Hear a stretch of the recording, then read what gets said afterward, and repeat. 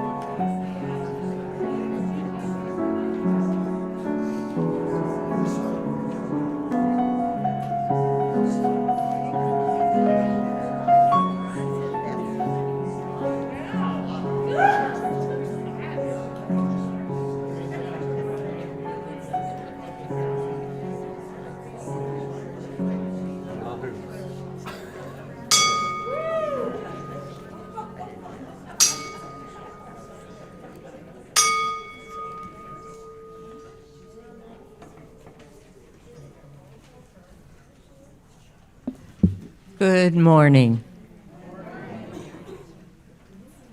We'll start our service with lighting the chalice, and if you'll join me, the words are in your order of service.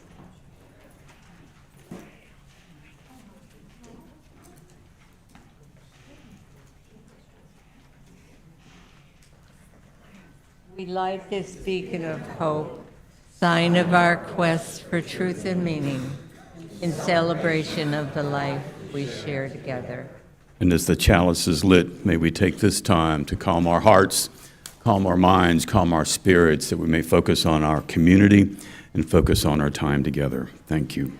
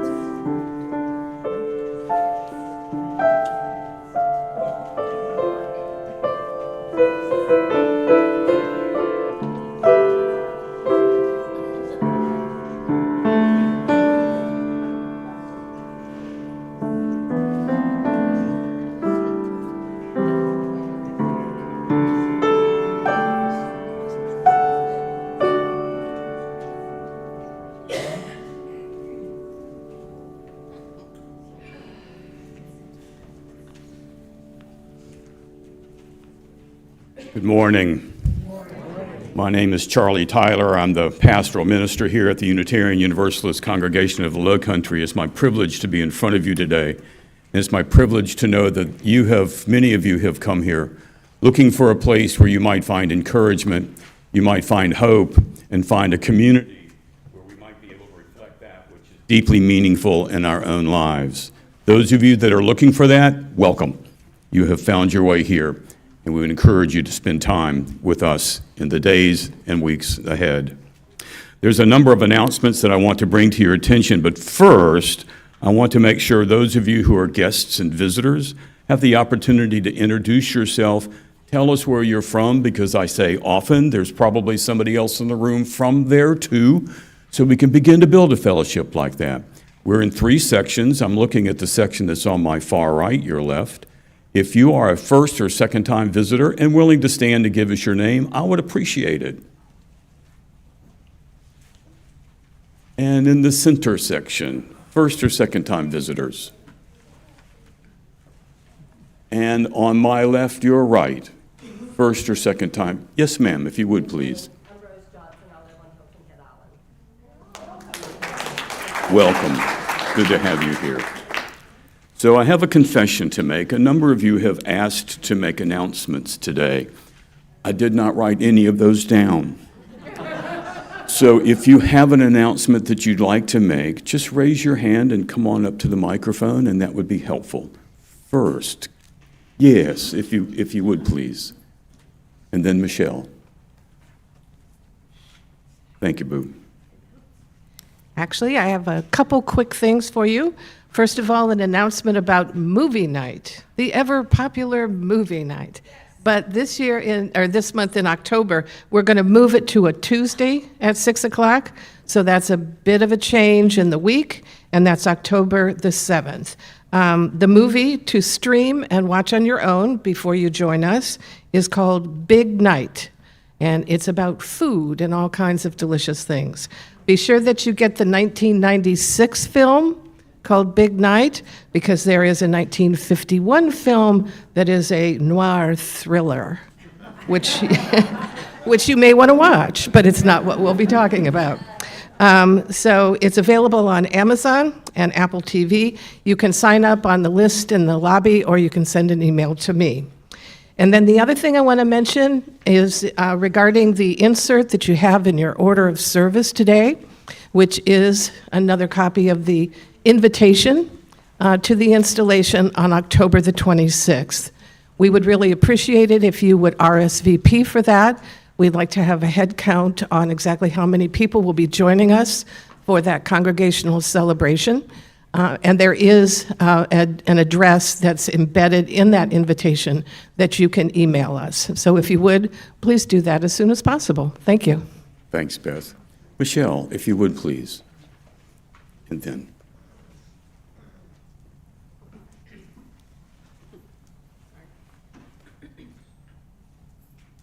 Hello. I'd like to announce that we are having our welcome back dinner on October 18th at 6 o'clock. For those of you unfamiliar, we have a lot of people that leave the heated summers of South Carolina and go up north, and they all come back in September and October. So we have a welcome back dinner to welcome them back. And it is $20 per person. It's catered by Olive Garden, and if you're over 12, it's $20. If you're 12 or under, it's free. We will soon have a way to pay online, and there'll be more coming about that as soon as we get that all set up. There's a sign-up sheet out front, so if you'd please sign up that you are attending, we would greatly appreciate it, so we can get head count for food and supplies. And so, thank you very much. Thank you, Michelle. This gathering is really important as we begin to reacquaint ourselves with each other and the hope that we have. And yes, Rosemary, if you would. Hi, I'm Rosemary, and Saturday, October 4th, while some of you will be digging and planting and getting your fingernails dirty in the garden out there, others of us will be driving to Columbia for the annual Fall Festival. It's SCUUJA, which is South Carolina UU Justice Alliance. So that organization is a way of combining all the UU churches in South Carolina to speak and to as a collaborative voice. Collective voice. But anyway, we're going to be driving up there, leaving about 7 o'clock, coming back that evening. And if you're interested in going, please contact, because we've got 2 or 3 cars going right now. So let me know and we can figure it out. It's $20, but if that is a hardship, you are welcome to come. Thanks. Thanks, Rosemary. Yes, if you would, please.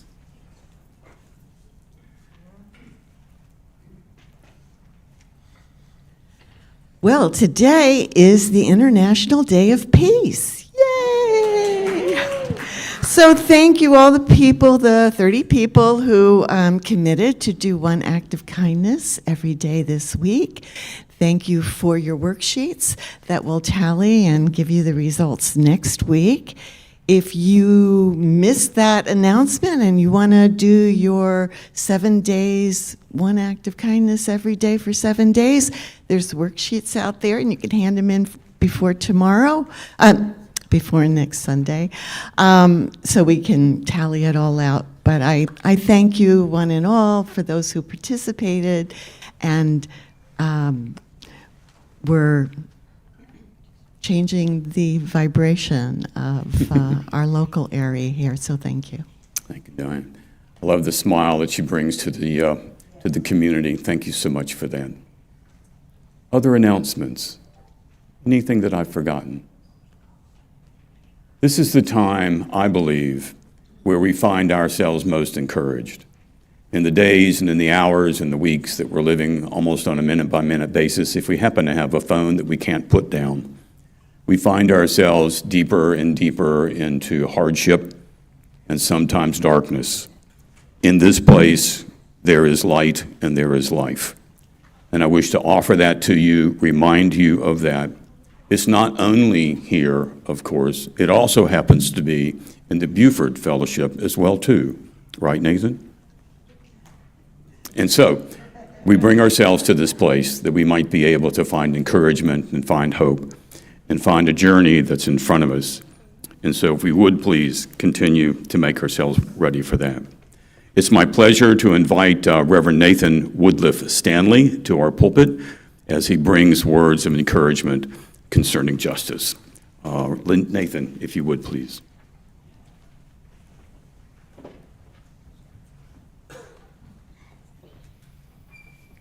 In addition to being the International Day of Peace, today is the autumnal equinox, when night and day are balanced with each other. And it's fitting today that we turn toward the call of justice, which is in part a call to balance, mercy and consequences, truth and love, freedom and accountability, the needs of one person or group with the needs of another, repairing the harms of the past with preparing a better future for all. So, in a spirit of love and justice, with the will to fight for justice in one hand and universal compassion and kindness in the other, let us now worship together. Please join in our opening hymn number 101, Abide With Me.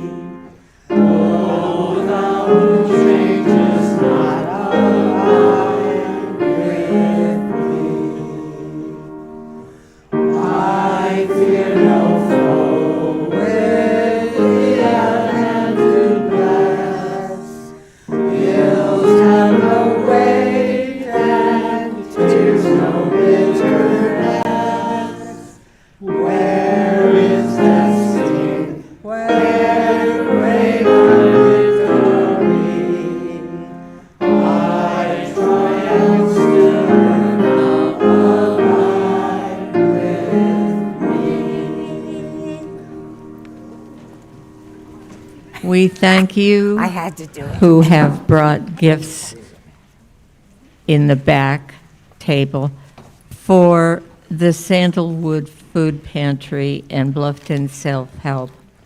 Be assured that those gifts will be taken to the appropriate place. And if you didn't bring anything this week, please bring something next week, non-perishable. And we're going to now pass the plate for sustaining this community and the work we do outside these walls and inside. If you are a visitor, please let the place pass. Your presence here is our gift.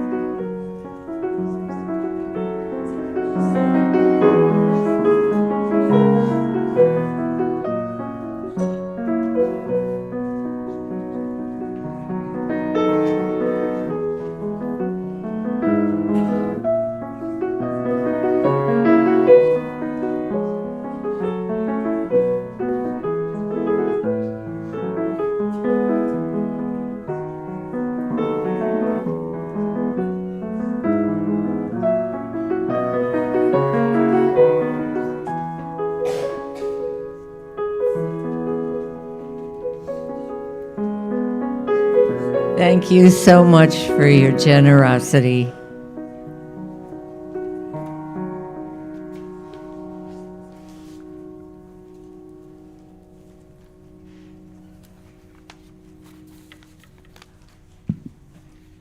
Now is a time when we share the epistemological and ontological foundations of our being.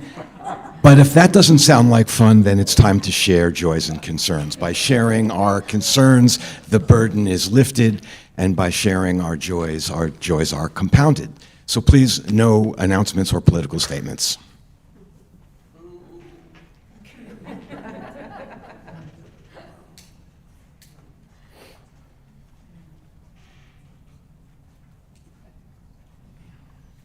This is neither a joy or a concern. This is a plea for a little bit of help. Do we have any nurses in the congregation? We have some nurses. I see another one. Any other nurses? Okay, I had a little surgery this week on this hand, and I've got 3 stitches under that little Band-Aid. And I need to have those stitches taken out, so I brought all the tools with me. And if you take, and we have a gentleman in the rear who is more than a nurse, he's a doctor. So I know him very well, so I may ask him to take these stitches out. So that's neither a joy or concern, it's a plea for help. Okay.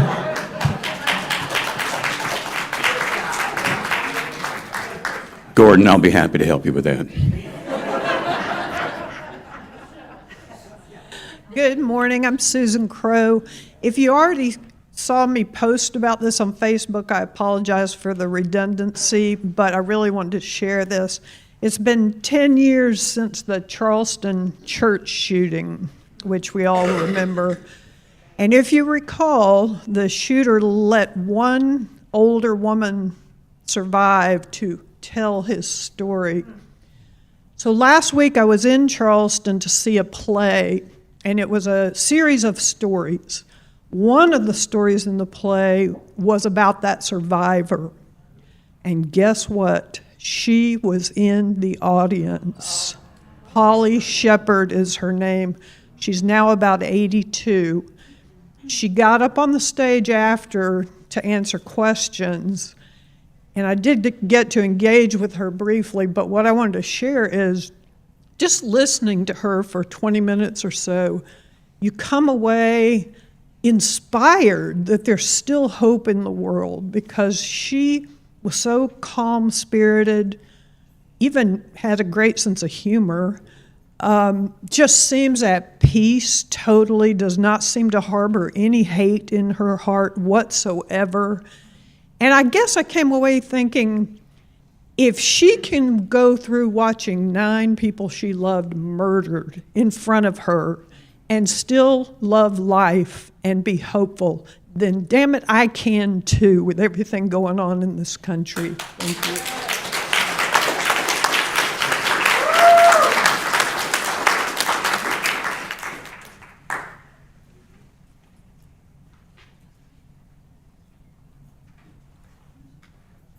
Hi, my name is Marcella.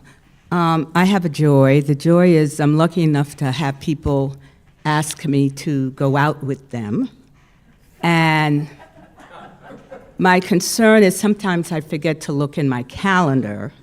So I have a conflict, and I have a ticket for October 12th to see Come From Away, which is at the Hilton Head Art Center.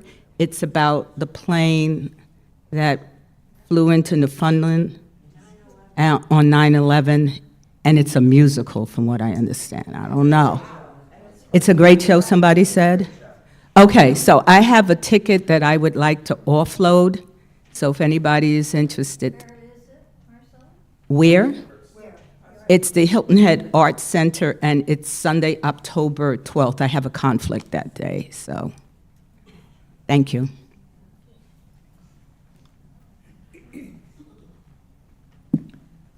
So Ed actually gave me permission to come up here and talk to you today. Last week I did it without his knowing. But anyway, he had surgery. He's doing pretty well. And when the surgeon called me, he said, boy, was his back a mess. So, but he's home. He came home Thursday, and he's getting around with the walker and doing okay. And appreciate all the concern that I've felt here. So thank you very much.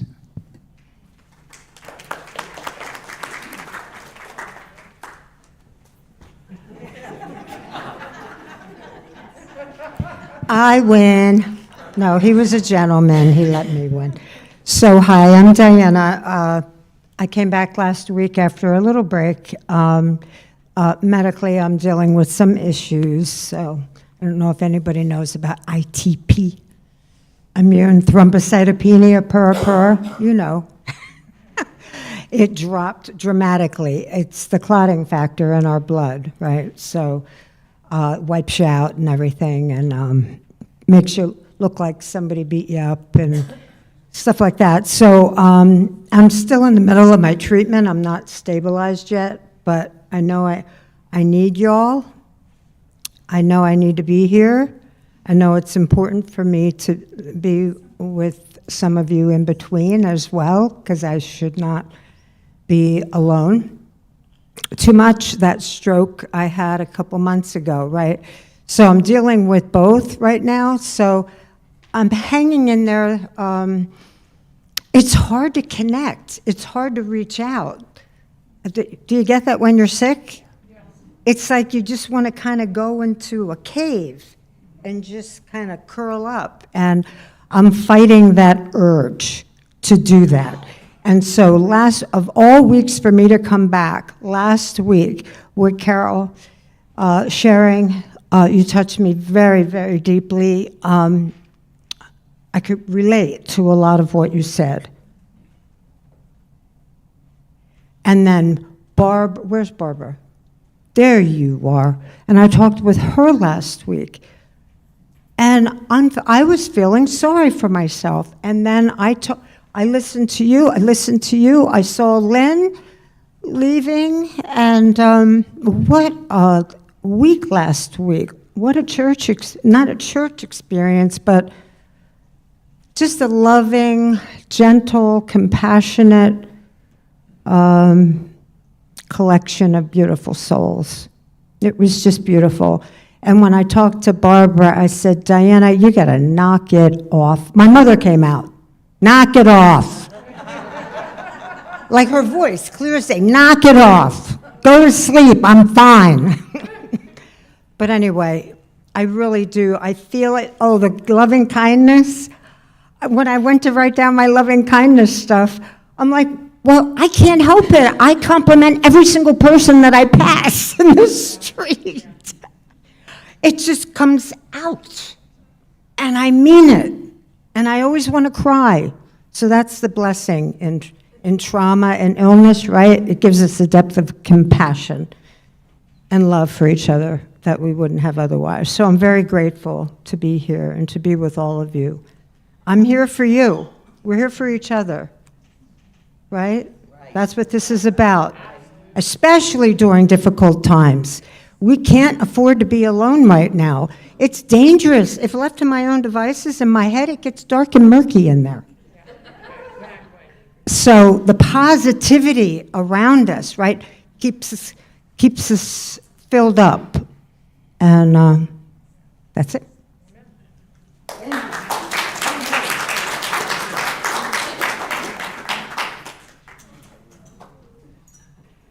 Well said, Diana.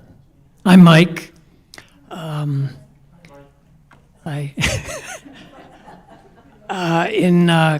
cooperation with a friend of mine, I've written a new song.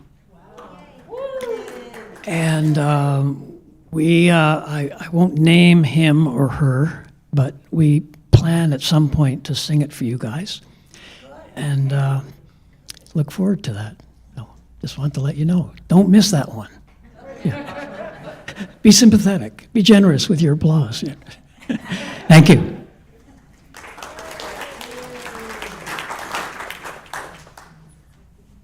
I'm going to be quick. I'm Mary Lynn, and I have a joy. First, to be back, and second, to say we spent a lot of time with our great-granddaughter. She is awesome, and if you ever want to see photos, let me know.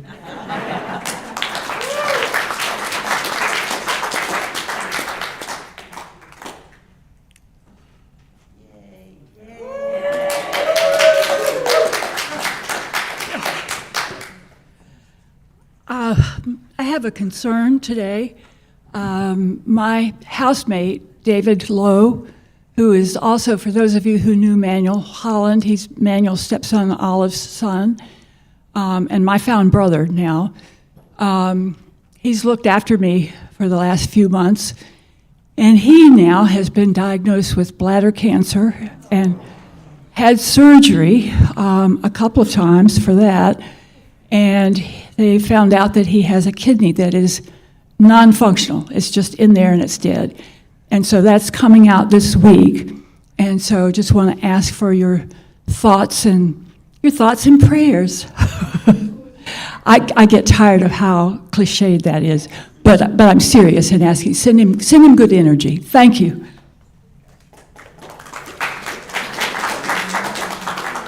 I'm running up here literally. I just came from walking on the beach. To share with you that September for us, me in particular, is a fantastic month.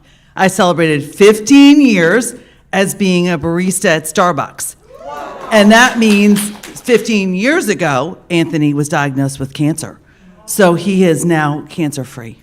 So we're very thrilled about that.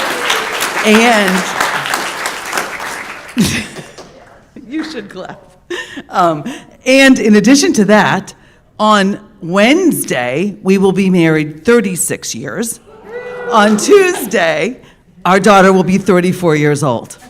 And so will Ann's two children will be various ages in there. September 22nd is a pretty terrific day because there's a lot of you kids that share a birthday. But anyway, September for us has been a terrific month. We hope it ends well for all of you.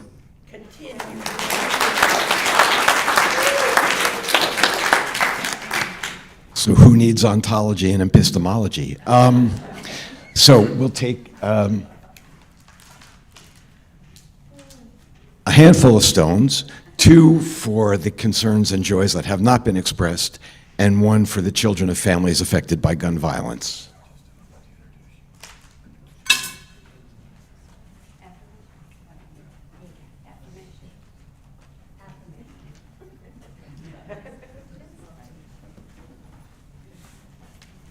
I forgot. 698. So we can all take a moment and turn to 698.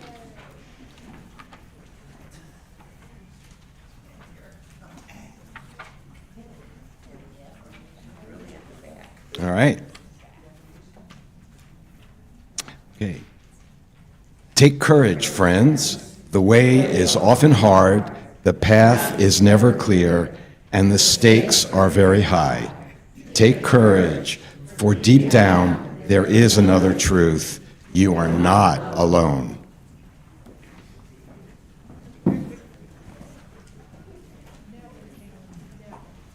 David, as you were forgetting that, I had to laugh at the epistemological error that you were making. It is my pleasure to invite Reverend Nathan Woodliff-Stanley to speak before you today. It's my pleasure because he gets to speak before a congregation that I am so extremely proud of and in love with. And so I pray that you would be able to offer him that kind of love that you have offered me as we continue to share our ministries together. Thank you. Reverend Nathan, if you would, please.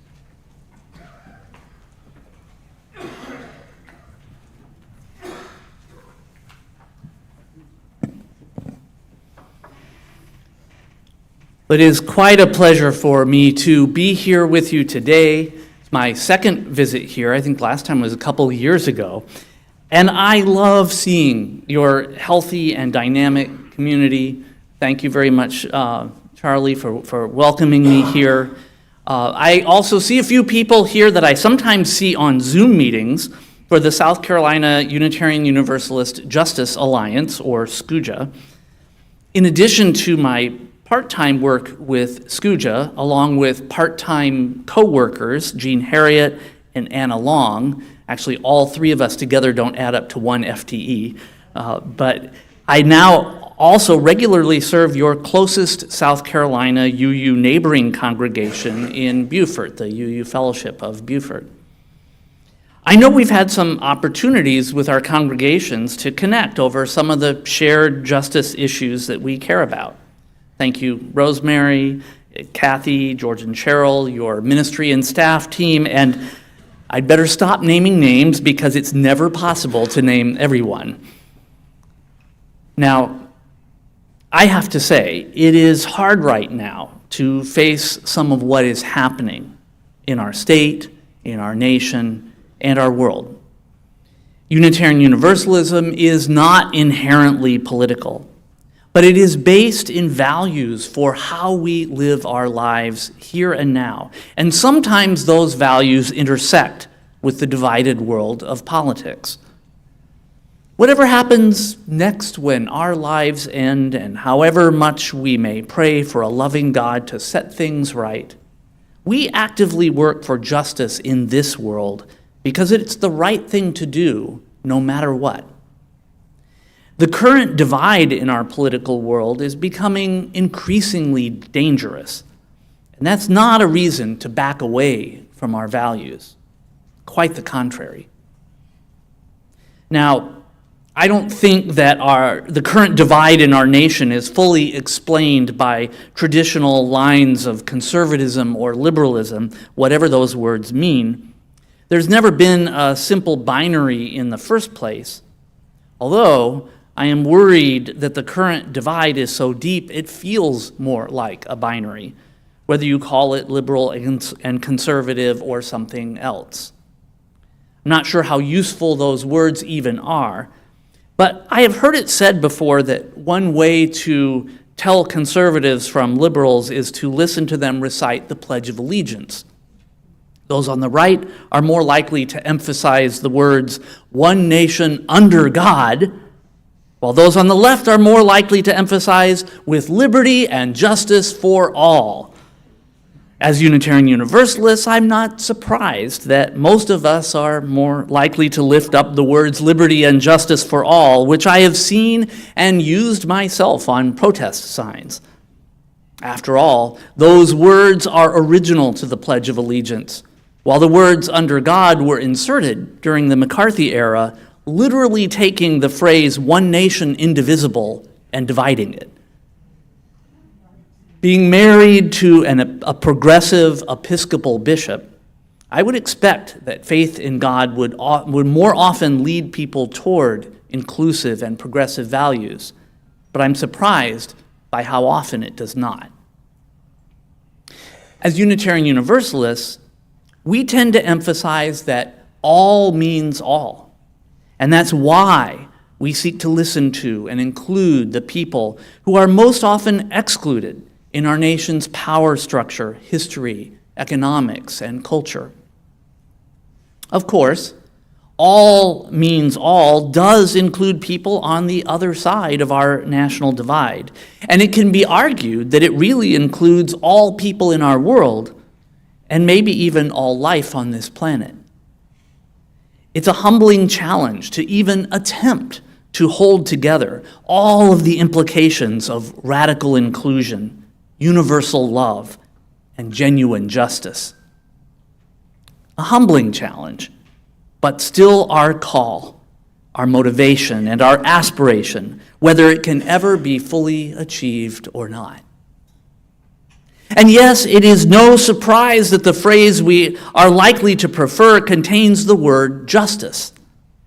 While we must be honest about the reality that Unitarian Universalists and our forebears have not always brought justice into the world, even participating in this nation's original sins of slavery and indigenous genocide. At the same time, our tradition is full of leaders who have struggled for justice, for abolition, for women's suffrage, for labor rights, civil rights, marriage equality, trans rights, immigrant rights, and other movements for justice and equity. It is no surprise that the word justice is found throughout the language and documents of Unitarian Universalism.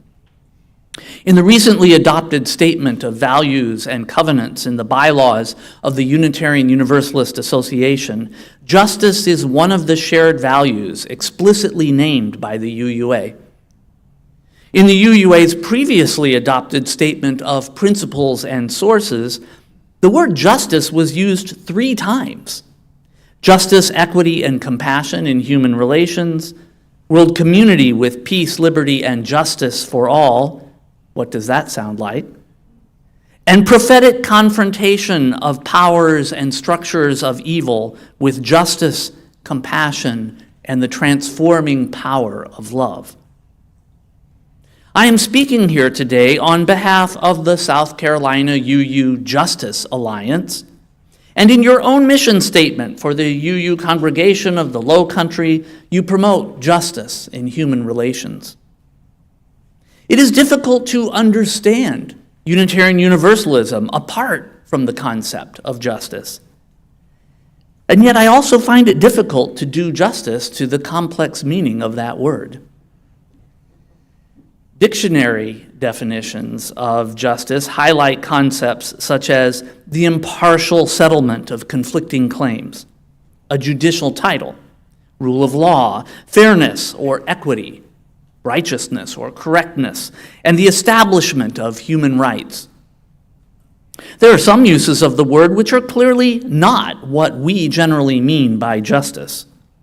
Our criminal justice system is often a source of injustice, as in the example of Brian Hooper Sr., who was just released from a Minnesota prison this month after spending 27 years behind bars for a murder he did not commit, which became clear when one of the people whose testimony helped convict him just admitted to the crime. There are many other similar examples. I turn you to the Innocence Project if you want to see more. The United States incarcerates way too many people, more per capita than any other nation, with a strong bias toward incarcerating people of color, and with language in the 13th Amendment that still allows for slavery and involuntary servitude as punishment for crime. The concept of punishment itself often relates more to retribution or revenge than to justice, repair, or setting things right. Our nation's Department of Justice is currently becoming deeply corrupted as a tool for vengeance and personal grievance. And current ICE actions against immigrants are happening well outside the legitimate bounds of the law. Even right here in South Carolina, increasing numbers of local police forces are cooperating with ICE under 287G programs, and our legislators are considering spending significant state funds on building more prisons instead of so many better options. The bias in our so-called justice system, especially racial and economic bias, is not the way justice should be done. That's why the traditional symbol of justice is someone blindfolded, so as not to be influenced by bias in making judgments. It is similar to the economic justice ideal of the philosopher Rawls, who said that a just society should be designed as if you do not know what person you will be or what position you will hold within that society. The traditional image of holding a balance or scale represents taking an honest measure of facts, like accurate weights, one of the earliest historical symbols of justice. Instead of that, we are watching dishonesty, grift, and corruption for personal gain take over our government right from the top. We have leaders whining that criticizing them is unfair and unjust, then using government power to silence criticism or even jokes. This is incredibly dangerous because the freedom to critique elected leaders is one of the most essential freedoms for democracy. No government leader should be beyond criticism, and no one should be above the law, immune because of money or power. That's nothing but corruption. Our Unitarian Universalist concept of justice does affirm democratic freedoms and rule of law, and instead of punishment and revenge, we speak of accountability and repair of harm, both present harm and the consequences of past harm. We also want to prevent harm by transforming systems that perpetuate injustice. We value the pursuit of truth, fairness and equity, and systems of accountability that also allow for the possibility of transformation, mercy, grace, and hope. To understand justice from a Unitarian Universalist perspective, I think it is essential to understand that at the center of all our shared values, powering them all, is love. The ultimate goal of our shared value of justice is beloved community. Specifically, in the words of the new UUA bylaws, diverse, multicultural, beloved communities where all thrive. There's that word all again. We go on to covenant to dismantle racism and all forms of systemic oppression while continuing to support the use of inclusive democratic processes. It is because of the centrality of love that we seek restorative justice, something we desperately need more of in our schools. South Carolina currently leads the nation in suspending preschoolers, starting the school to prison pipeline very early. We recognize the value of all people and the paid or unpaid work they may do, giving credit where credit is due, whether in the creative arts, caring professions, or organized labor. It is because of love and the desire to see all people thrive that we seek fair wages and economic justice. It is because of love that diversity, equity, and inclusion programs seek to create work environments where more people can thrive. It's not about hiring unqualified people, as the voices of white supremacy would like us to believe, while DEI programs are being attacked. The systemic effects of racial disparities in education, opportunity, and wealth is very real. The average white family in this nation still has about 10 times the average wealth of the average black family, for example, and that's not because they're 10 times as productive. There is still economic suffering in many segments of society, of course, and demonizing immigrants and DEI is just a way to divide and conquer those who in reality have shared interests.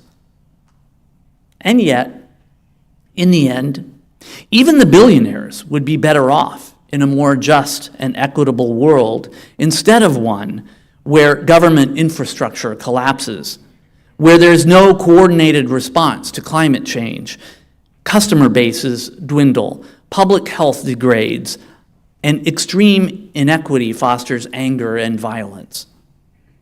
Truly, as Paul Wellstone once said, we all do better when we all do better. It just takes the eyes of love rather than the eyes of greed to see it. Putting love at the center is why SCUUJA, our state action network and Justice Alliance, has a mission of centering the voices and authority of people experiencing injustice. For people experiencing injustice, it isn't theory, including much of what I've been discussing so far, that matters, it's action. It's easier said than done, but that's why SCUUJA works so much in partnership with other people and other groups. It's why the central model of SCUUJA is one of power through connection. Connection among all our South Carolina UU congregations, connection with other state action networks and with UUA resources like Side with Love and UU the Vote, and connections with nonprofit partners all across South Carolina, from the NAACP and the ACLU to the League of Women Voters, from environmental groups to local interfaith networks, among many others. And this is another time not to try to list everyone. We will have more than a dozen partners tabling and sharing information at our UU Fall Festival in Columbia in less than 2 weeks on October 4th, as you heard a little earlier. I hope you'll consider being there, and it sounds like maybe some of you will be carpooling that Saturday. You can register through our website, SCUUJA.org, and I really encourage you, if you are going, to register so that we have a good count of how many people we expect to be there. There's no required fee, just a recommended $20 donation to help cover food and other expenses. Our lead speaker is Amilcar Valencia, Executive Director of El Refugio, where he is deeply familiar with what is happening to many people in our region who are being detained by ICE. There will also be sessions with bipartisan legislators on how to best connect with them, and another session on economic justice, including the latest on Medicaid. In the afternoon, we will hold sessions for all 6 of SCUUJA's current action teams. Those 6 action teams are racial justice, with a focus on preschool suspensions and hate crimes, economic justice, including Medicaid, climate justice, including the proposed fossil fuels plant in Canada that will affect this region. And by the way, with thanks to Rosemary, did you know that today is the anniversary of the first Clean Energy Sunday by way of Bill McKibben? We also have action teams on bodily autonomy, including LGBTQ+ and reproductive justice. There's a bill that we're really paying attention to right now that would be the worst abortion ban in the entire country. We have an action team on immigration justice and the situations that are so rapidly changing in that area. And finally, a voting and democracy action team, including our work with UU The Vote. Even if you can't come to Columbia, you can sign up for any of these action teams after the service. They're on the table out by the door, or you can just sign up for SCUUJA's general mailing list. We send a monthly newsletter and occasional action alerts and notices of educational programs through SCUUJA, like ones that we have offered from Jubilee and the Transforming Hearts Collective. Thanks to a recent Faithify campaign, you will also have the opportunity, along with all other UU congregations in the state, to buy banned books for a bookshelf in your congregation if you wish. SCUUJA will buy the books for your congregation. It's our SCUUJA response to South Carolina leading the nation in book banning. And of course, at the Fall Festival, in addition to the justice workshops and the action teams, there will be food and music and drumming, puppets, puzzles, and sign making, childcare so you can bring your whole family, and a chance to connect in person with other South Carolina Unitarian Universalists. It's our only big in-person event of the year. It's actually the only statewide Unitarian Universalist event in South Carolina of any year. And it's a way of seeing that justice work can still be fun. This is the kind of connection that we need in these times.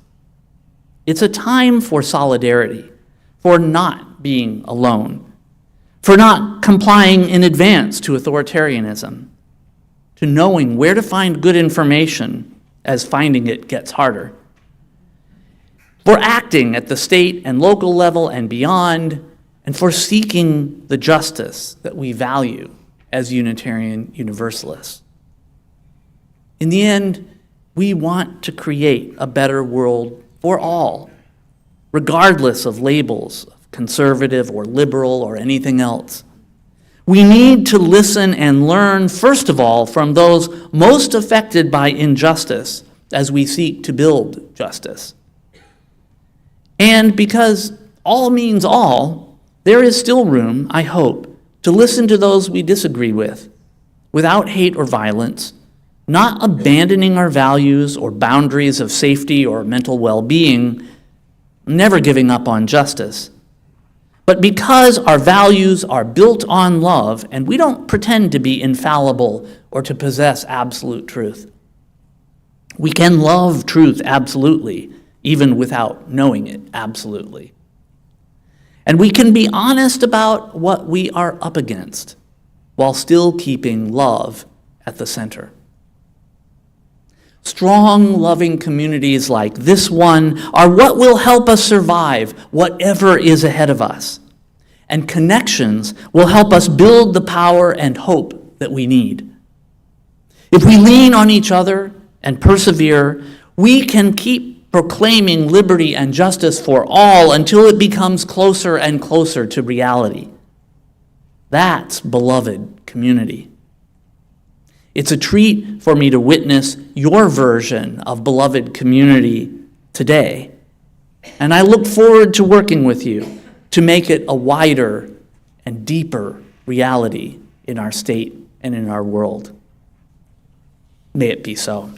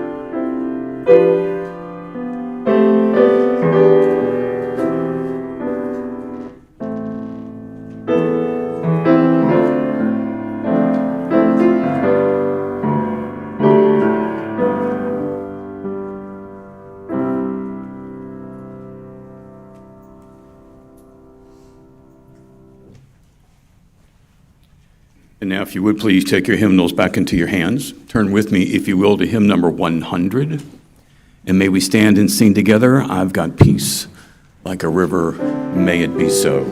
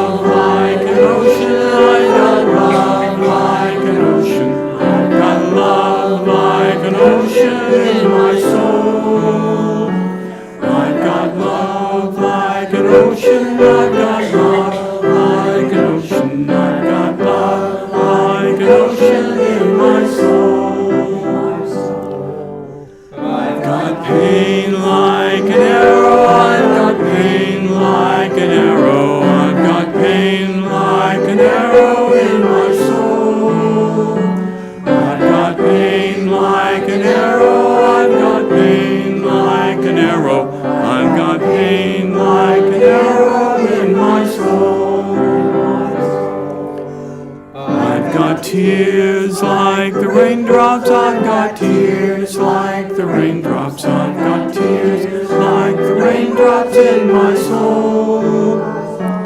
I've got tears like the raindrops, I've got tears like the raindrops, I've got tears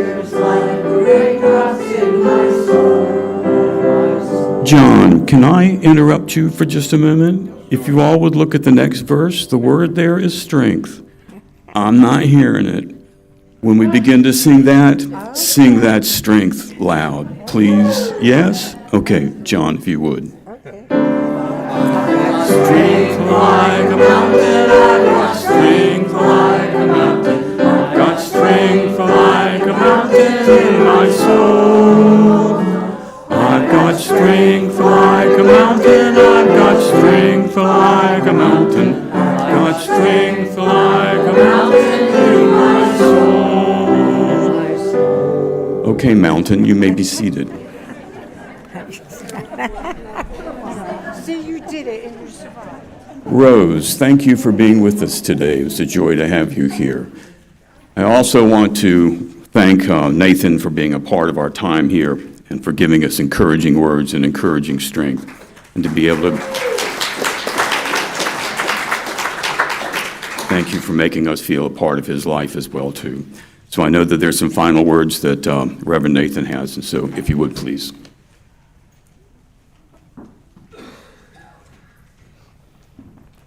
Yes, I look forward to additional discussion with any of you who choose to stay. And let us go forth into the world, not alone, but knowing and building upon our connections with one another, always in solidarity, never giving up, grounded in love, with the goal of justice for all. Go in peace.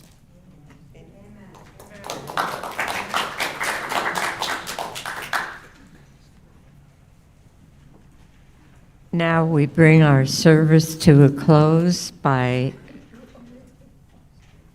extinguishing the chalice. The words are in your order of service, if you will stand and join me. While we extinguish the flame, we still carry in our hearts the light of truth, the warmth of community, and the fire of commitment, until we are together again.